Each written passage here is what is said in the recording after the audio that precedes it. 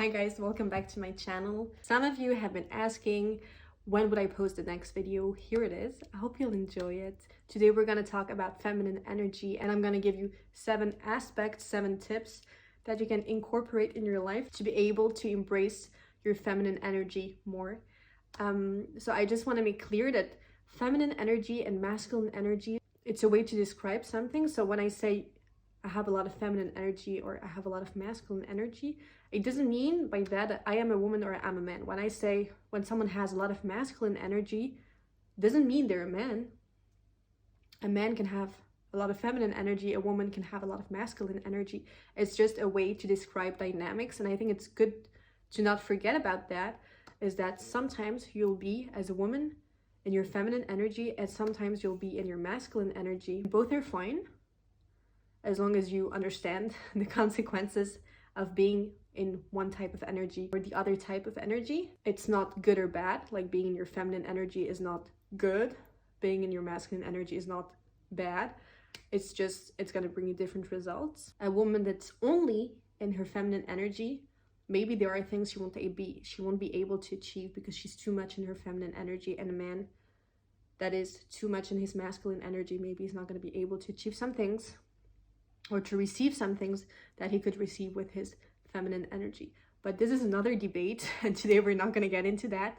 Today I'm going to give you the 7 tips to reconnect with your feminine energy and to embrace it a bit more easily. Those are tips that I incorporate in my day-to-day, that I use, and that maybe they will help you as well. The first tip is to slow down, or to at least take more breaks, because we live actually in a society where everything has to be so fast. Everything has to be so efficient. You always have to study to work to be the most performing person at work. And sometimes I think the best way to embrace and to reconnect with your feminine energy is to slow down, to realize that when you take a break, the world doesn't end. To me, when I take a break, I just feel better, because I know that when I get back to the things I need to do, I am much more productive because I feel more rested. I think a feminine energy principle is to realize that you need rest in order to be the best version of yourself. And I'm not saying like too much rest is good, but I think resting is the best way to be able to be productive at the end of the day. Like, the more rested you are, the more productive you can be, and the more, I think, to some level, happy you can be as well. As a feminine energy woman, you don't want to be burnt out. You just want to be in the flow. You want to be rested. You want to be productive when you can be productive and when you want to be productive, but you also want to be able to slow down and to rest and to take breaks. The second tip I will give you to embrace your feminine energy is to connect with your body. So that can be, and I think I said that in maybe 2 previous videos, but I said it already many times, is that connect with your body, in the sense connect with the way your body moves, and that by working out, running, or simply by breathing. When you connect to your breathing and you realize the muscles that function when you breathe, you just reconnect with your body and you're more in touch with it. And I think one aspect of the feminine energy is that you're very much in touch with your body and how your body feels. You're very much in touch actually with how you feel. And when you move, when you're able to work out, when you go dancing, when you meditate and you breathe deeply, you know how your body feels and you're more in touch with it, which is a very, to me, feminine energy trait. Which actually leads me to my third point, is to breathe. Breathe in, breathe out. Sometimes you just need to recenter, refocus, and breathe. There are several breathing exercises that you can do to be more conscious of your breathing and more conscious as well of your body. One that I really like, it's you breathe in for 5 seconds and you breathe out for 5 seconds for 5 minutes in total.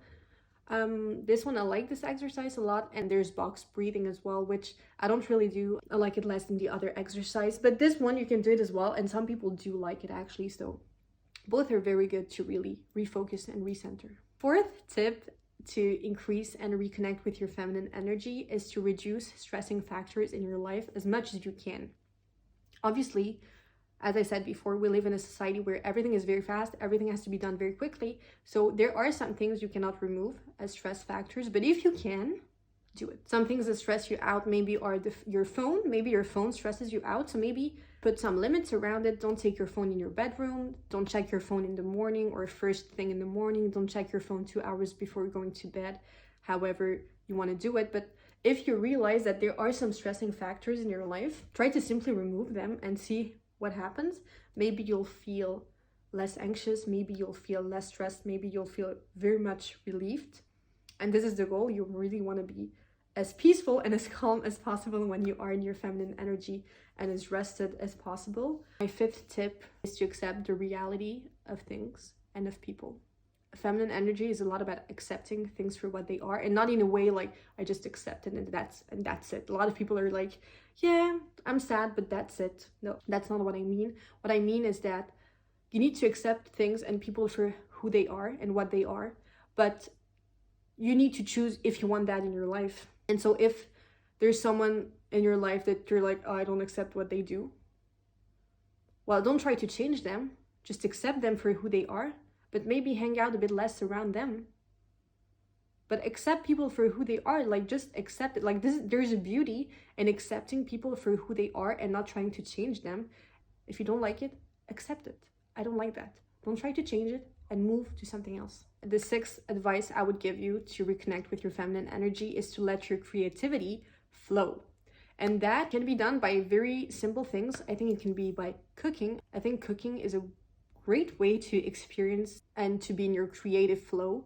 But that can be also by drawing, that can be by playing music or by singing. There are many ways to be creative, but I think it's good to set a time, once a month, once a day, once a week, whenever you can, to be creative, because that flow of creativity is really gonna bring you closer to your feminine energy, and it's actually very much in your feminine energy.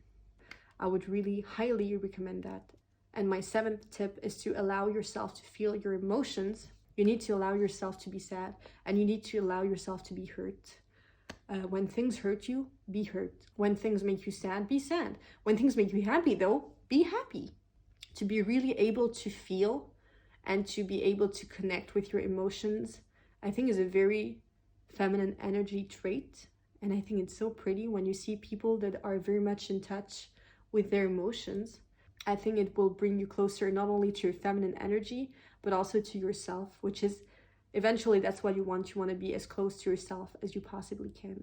I'm gonna finish that video on that note. I hope you enjoyed it. I hope these tips will help you in your day-to-day as much as they help me. And I'm looking forward to see you soon in the next video. Bye bye.